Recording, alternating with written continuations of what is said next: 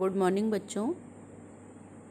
Class 6 lesson first स्वास्थ्य आपका चल रहा है और पिछले क्लासेस में हमने आपको बताया था कि स्वास्थ्य क्या है और नियमित और अनियमित दिनचर्या क्या है और अच्छे स्वास्थ्य के क्या लक्षण हैं। तो बच्चों ये पाठ हम एक कहानी विधा के माध्यम से पढ़ रहे हैं और इसमें चेतना और उसका भाई प्रताप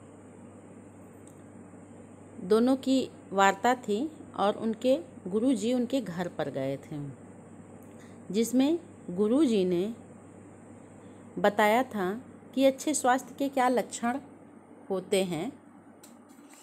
और इसी क्रम में आज हम फिर आगे बढ़ते हुए आज की अपनी कक्षाएं शुरू करते हैं और स्वास्थ्य विषय पर पढ़ाई करते हैं।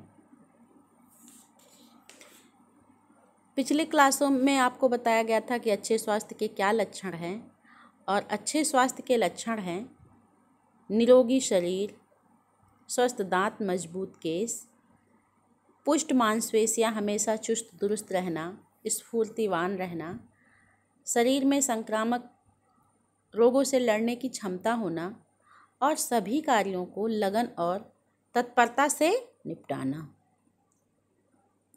भरपूर मेहनत करना, भूख लगना, गहरी नींद लेना, सकारात्मक सोच रखना और सद्व्यवहार करना, शरीर के सभी अंग तथा तंत्रों का समुचित रूप से कार्य करना। प्रताप आश्चर्य से बोला, इनमें से तो कई सारे लक्षण ऐसे हैं जो मेरे अंदर पाए ही नहीं जाते हैं। जैसे मुझे हमेशा सुस्ती और आलस का अनुभव होता रहता है। गुरुजी मैं क्या करूं? तब प्रताप ने अपनी समस्या को गुरुजी से कहा।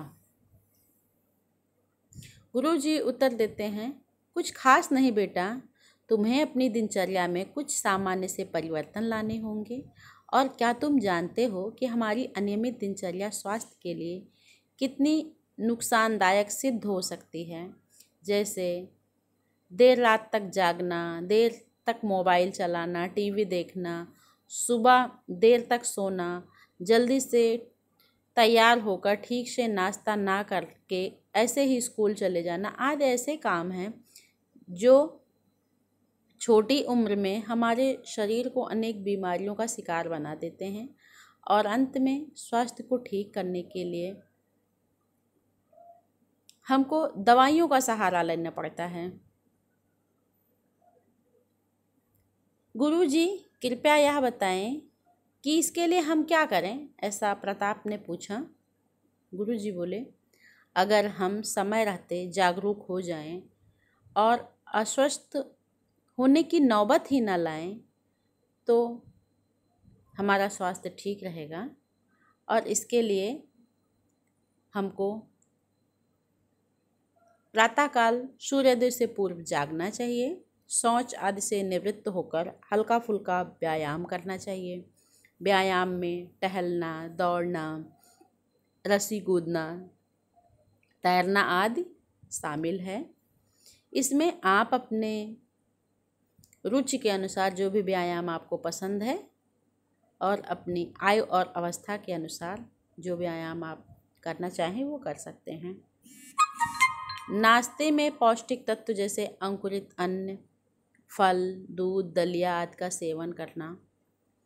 दिनचर्या को हमको ऐसा बनाना चाहिए जिसमें हम दिन भर के कार्यों के अतिरिक्त खेल कूद व मनोरंजन भी अनिवार्य रूप से शामिल कर सके। बच्चों, भरपूर मेहनत करना और कम से कम 6-7 घंटे की गहरी नींद लेना आदि ऐसे कुछ क्रियाकलाप हैं जो हमें स्वस्थ रखते हैं। और हाँ, हमें अपने भोजन में हरी पत्तेदार सब्जियां, दाल, सलाद, रोटी, चावल, दही जैसे पदार्थों को शामिल करना भी बहुत ज़रूरी होता है। अगर हम इन सब बातों का ध्यान रखेंगे तो हमारा स्वास्थ्य निश्चित रूप से सही रहेगा। ये सारी बातें तो आपने बहुत अच्छे से बताई और मैं इन सब बातों का पूरा ध्यान रखूंगी। इस पर गुरुजी ने कहा, अब मैं चलता हूँ, मुझे नीलम, रज़िया और तेजिंदर के घर भी जाना है। ऐसा गुरुजी कह रहे थे। बच्चों, जैसे हम लोग आपके यहाँ आते हैं तो हमको एक दिन में कई सारे बच्चों के यहाँ भ्रमण करना होता है और हमको थोड़ा थोड़ा समय सबके यहाँ देना होता है। तो इसी तरह गुरुजी कह रहे हैं कि अभी हमको नीलम, रज़िया और तेजिंदर के घर भी जाना है। इस प्रकार बच्चों हमने जाना कि परिवार के सदस्यों में तालमेल, सभी का उत्तम स्वास्थ्य, परिवार की ज़रूरतों के अनुसार आय, शिक्षा का वातावरण और बुरी आदतों से बचना ही सुखी परिवार की नींव है, यानी उसकी आधारशिला है। और हाँ,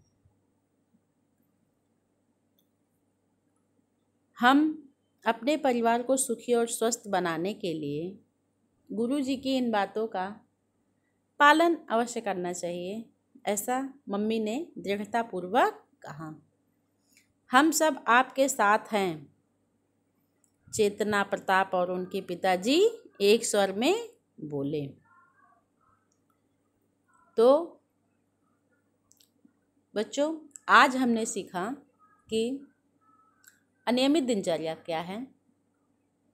तो अनियमित दिनचर्या स्वास्थ्य के लिए नुकसानदायक सिद्ध हो सकती है, जैसे देर रात तक जागना, देर तक मोबाइल चलाना, टीवी देखना, देर तक सोना, जल्दी से तैयार होकर ठीक से नाश्ता ना करके स्कूल जाना। ये सब ऐसे काम हैं जो छोटी उम्र में हमारे शरीर को अनेक बीमारियों का शिकार बना देते हैं और अंत में दवाइयाँ ही हमारे स्वास्थ्य को ठीक करने के लिए अनिवार्य हो जाती हैं।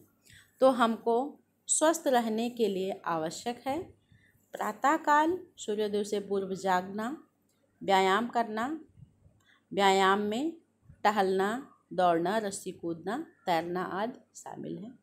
और नाश्ते में हमको पौष्टिक तत्वों का सेवन करना चाहिए। इसमें अंकुरित अन्न, फल, दूध, दलिया का सेवन।